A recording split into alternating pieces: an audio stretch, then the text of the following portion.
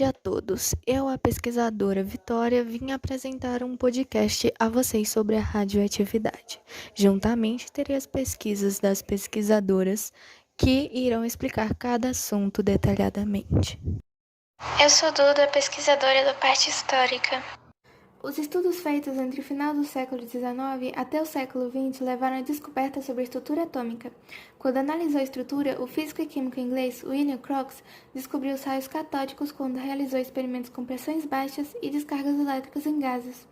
Em 1895, o físico alemão Wilhelm Conrad Röntgen modificou as ampolas de Crookes. Quando colocou a mão de sua esposa entre uma ampola e uma chapa fotográfica, ele observou que era possível ver a sombra dos ossos e do anel que ela usava. Isso espantou o mundo, pois agora era possível ver através do corpo humano. Em 1896, o químico francês Antoine Becquerel quis investigar se a fosforescência natural talvez estivesse ligada ao raio-x. Ele notou que uma substância poderia emitir radiação voluntariamente. As emissões foram nomeadas de raios de Becquerel, mas receberam o nome de emissões radioativas. Em 1897, Mary Sklodowska-Curie, física polonesa, decidiu estudar os raios de Becquerel. Ela descobriu que todos os sais tinham o mesmo resultado, pois eram uma propriedade do elemento comum a todos, o urânio. A partir disso, ela trabalhou com seu marido, Pierre Curie. O casal descobriu dois elementos químicos com emissões radioativas maiores ao elemento estudado, que foram chamados de polônio e rádio. Em 1898, Ernest Rutherford testou as radiações vindas de um material radioativo sobre uma tela fluorescente, mostrando então dois tipos de radiação, a alfa e beta. E em 1900, o químico e físico francês Paul Ulrich Village observou um terceiro tipo de radiação, denominada radiação gama. Quando o feixe de uma amostra radioativa passou por duas placas eletricamente carregadas, tem a divisão de três tipos de radiação. Becquerel, em 1896, na França, estudava um minério chamado pechblenda, onde ele conseguia extrair um sal de urânio deste minério, que ele percebeu ter propriedades fluorescentes em condições específicas, como por exemplo o escuro total do seu laboratório. Becquerel aproveitava os dias de intenso sol e forte luminosidade de Paris para realizar seus experimentos. Ele deixava o sal de urânio exposto ao sol por algumas horas e depois guardava em um envelope negro junto com um filme fotográfico. Becquerel obtinha como resultado marcas no filme fotográfico, que ele associava ser a luminosidade capturada pelo sal do sol. Em um dia de chuva, Becquerel ficou triste por não conseguir realizar seus experimentos e resolveu guardar o sal de urânio dentro de um envelope negro, junto com um filme fotográfico e uma cruz de malta em um armário em seu laboratório. E Becquerel obteve essa incrível imagem. Becquerel então percebeu que aqueles raios eles não vinham do Sol.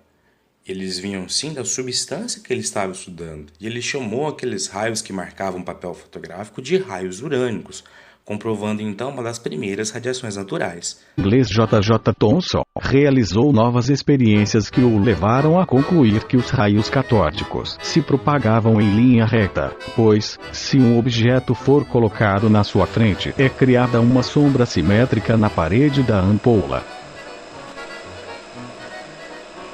Os raios catódicos, ao baterem em uma ventoinha mecânica, posicionada dentro do tubo, a faziam girar. Então possuíam massa, e consequentemente, eram matéria. O feixe de raios catódicos era atraído por um campo elétrico positivo. Portanto, os raios catódicos possuíam carga negativa.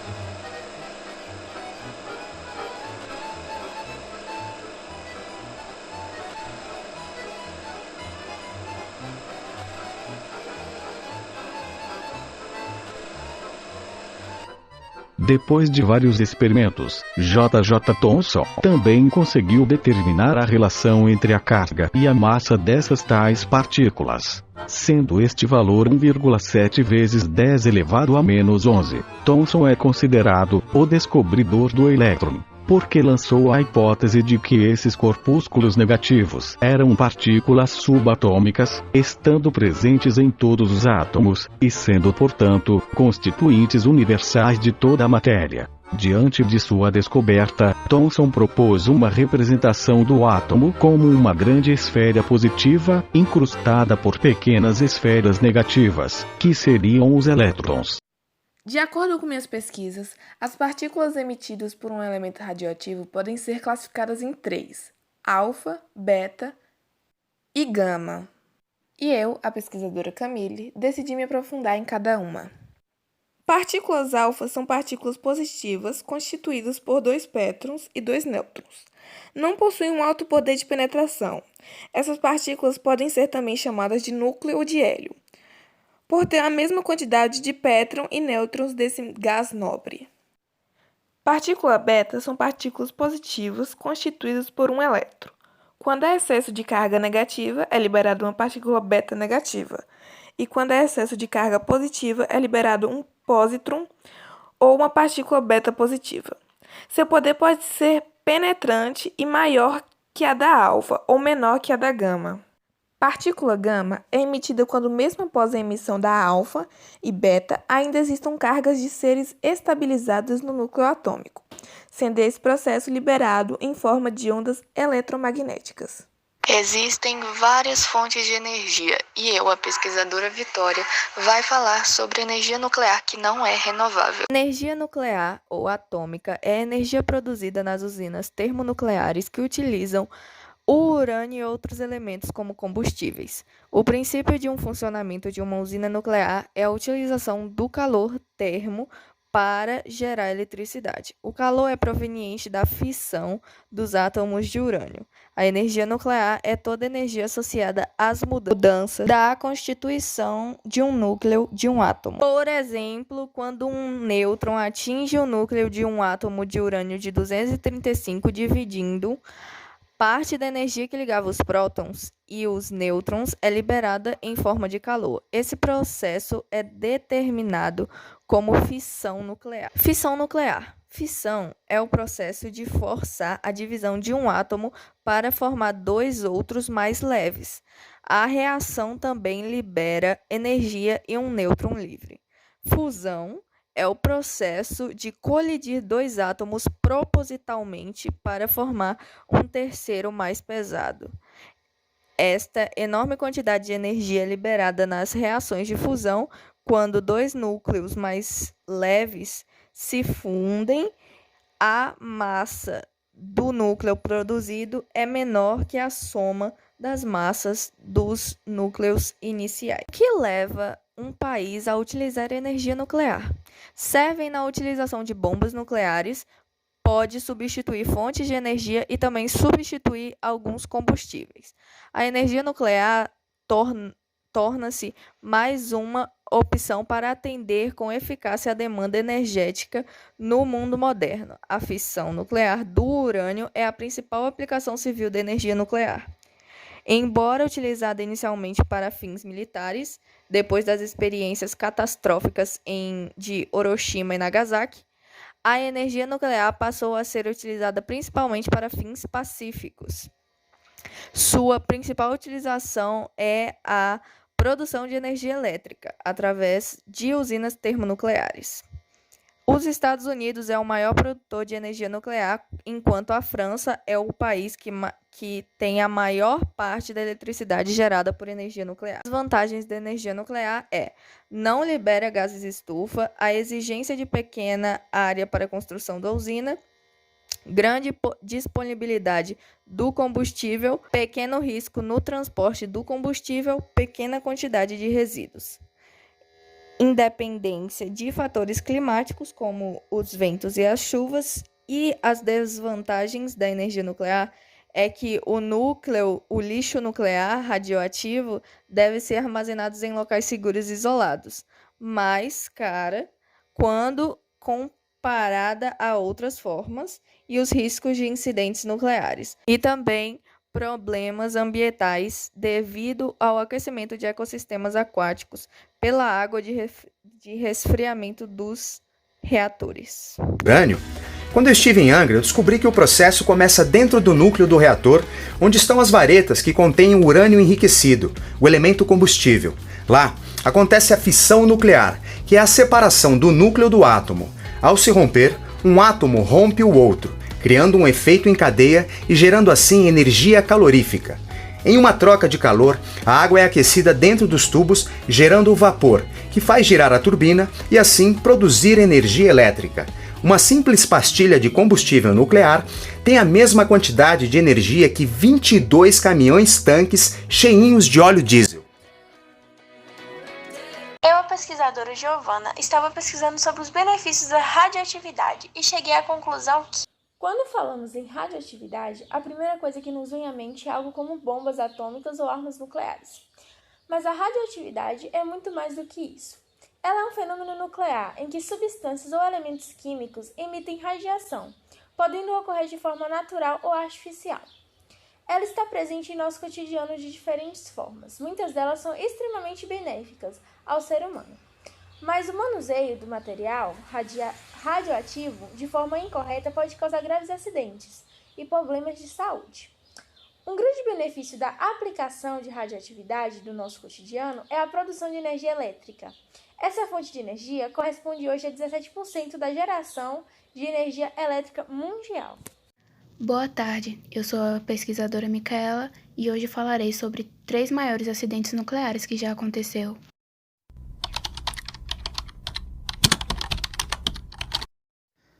Os bombardeamentos atômicos da cidade de Hiroshima e Nagasaki foram 2 bombardeios realizados pelos Estados Unidos contra o Império do Japão durante os estágios finais da Segunda Guerra Mundial, em agosto de 1945.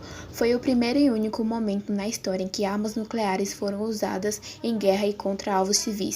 A explosão de Nagasaki foi mais forte que a de Hiroshima, mas a localização de Nagasaki, dividida entre 2 vales, limitou a área de destruição. Mesmo assim, calcula-se que entre 28.000 e 48.000 pessoas tinham morrido no dia da explosão. Em Nagasaki, a bomba destruiu uma área de 7,7 km. Cerca de 40% da cidade ficou em ruínas. O número real de mortos não é conhecido, mas acredita que cerca de 140.000 da população de 350.000 habitantes de Hiroshima tenham sido mortos na explosão e que pelo menos 74.000 pessoas tenham morrido em Nagasaki.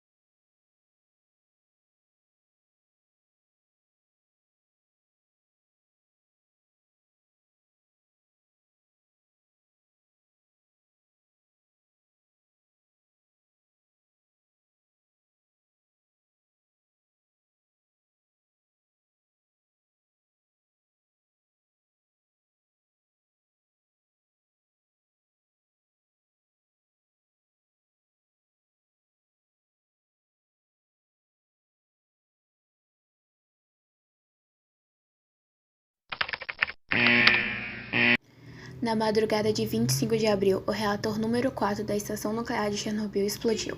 A usina havia sofrido uma sobrecarga de energia durante um teste de capacidade.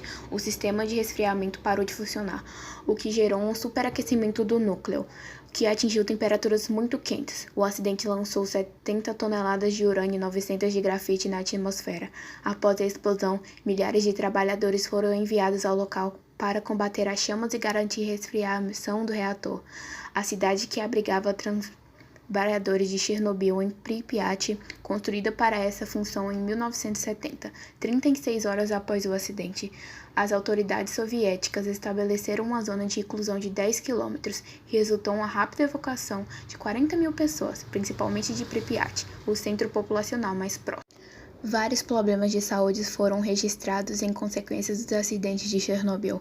Entre 1990 e 1991, a Agência Internacional de Energia Atômica enviou 50 missões com representantes de 25 países.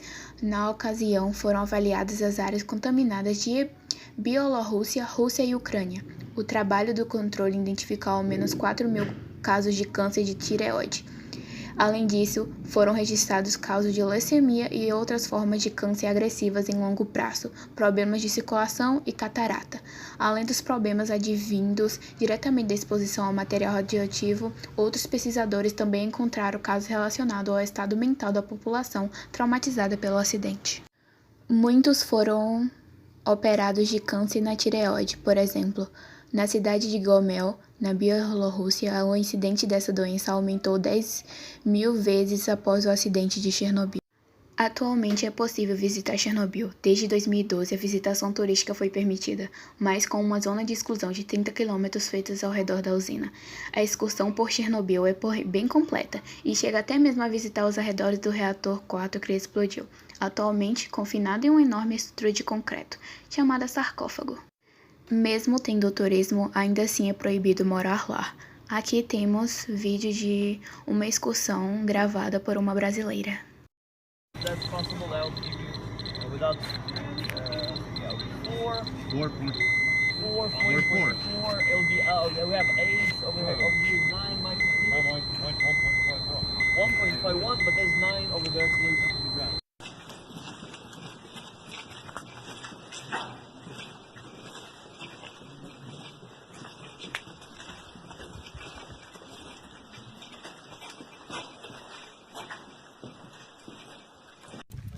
E aqui nós estamos no famoso parque de diversões aqui de Pripyat.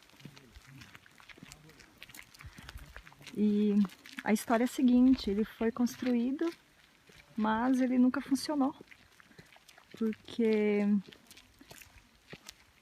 aconteceu a tragédia antes da inauguração.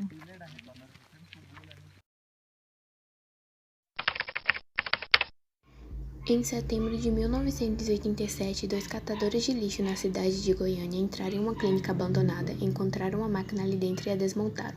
Mal sabiam eles que causariam o que foi considerado o pior desastre nuclear do mundo desde Chernobyl, em 1986, e o maior acidente radioativo da história fora de uma instalação nuclear. Os 2 homens, Wagner Pereira e Roberto Alves, retiraram a parte superior da máquina, que era uma unidade de radioterapia usada para tratamentos contra o câncer, e a levaram para casa em um carrinho de mão. Eles usaram uma chave de fenda para abrir a pesada caixa de chumbo. Dentro havia um cilindro que continha 19 gramas de césio-137, uma substância altamente radioativa. Os homens venderam a cápsula para um ferro velho, propriedade de Devarry Ferreira. Um relatório publicado um ano depois pela Agência Internacional de Energia Atômica registrou que, em pouco tempo, Pereira e Alves começaram a sofrer com vômitos frequentes, mas atribuíram à época sintomas a uma intoxicação alimentar. Sofreram diarreia, tontura e uma mão inchada. Pereira procurou atendimento médico no dia 15 de setembro. Os sinais sugeriam, segundo o diagnóstico, um tipo de reação alérgica causada pela ingestão de alimentos em má condições.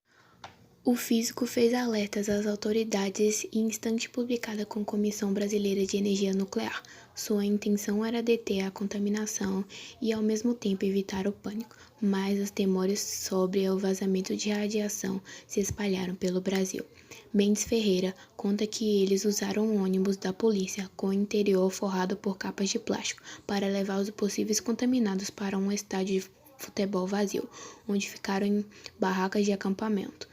Milhares de pessoas foram examinadas no local em busca de vestígios de radiação. Muitos receberam alta após tomarem um banho com água e vinagre, mas os outros foram enviados para um abrigo temporário ou um hospital local. Os quadros mais graves foram levados para um hospital militar do Rio de Janeiro. De acordo com o relatório, a comunidade médica em Goiânia se mostrou relutante em ajudar, e o medo da contaminação se estendeu pelo estado de Goiás. No total, mais de 110.000 pessoas foram examinadas. Verificou-se que 249 delas tinham níveis significativos de material radioativo em seus corpos. Centenas de pessoas com níveis leves de contaminação tiveram que permanecer em abrigos especiais. Sueli de Moraes, que hoje é presidente da Associação de Vítimas, passou por 3 meses em um deles. Ela lembra que era preciso tomar banho com água, vinagre e sabão de coco, além de trocar de roupa a cada meia hora.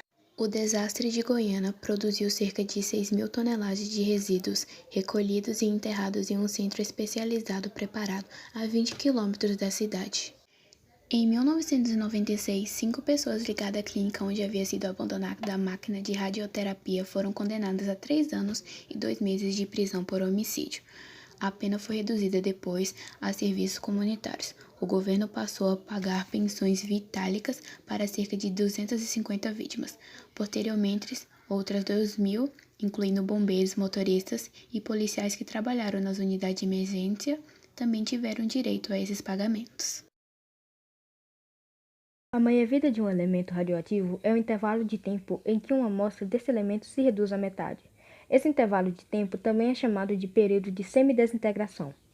À medida que um elemento vão se desintegrando no decorrer do tempo, a sua quantidade de atividade vão reduzindo e, por consequência, a quantidade de energia emitida por ele, em razão da radioatividade, também é reduzida.